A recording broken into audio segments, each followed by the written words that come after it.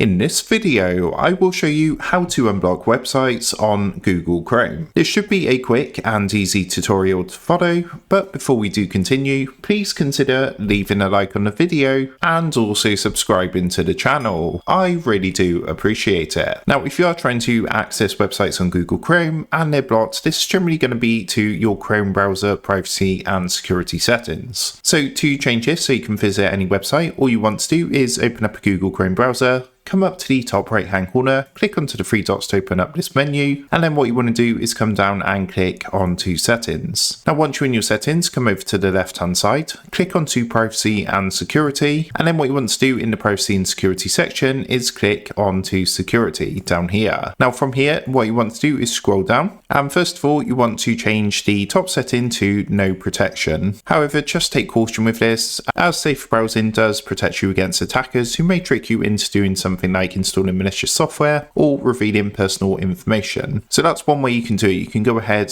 turn this off and disable safe protection to try and access blocked websites on Google Chrome. Now another thing you can do here, if you scroll down a little bit further, is if you come down here to where it says select DNS provider, what you want to do is click onto this drop down box. It should be set to OS default, but you want to go ahead and change this to Cloudflare 1.1.1.1. Now by doing that, that should again unblock websites. So at this point, all you need to do is close down your settings window and you should now be able to visit any website on Google Chrome. So that is how to unblock websites on Google Chrome. With that being said, I hope this quick tutorial did help you out today. And if this did help you out, I would really appreciate it if you was to consider dropping down below the video, leaving a like, and also subscribing to the channel. With that being said, I just want to take a minute. Thank you guys for watching this quick tutorial, and I will see you in the next video.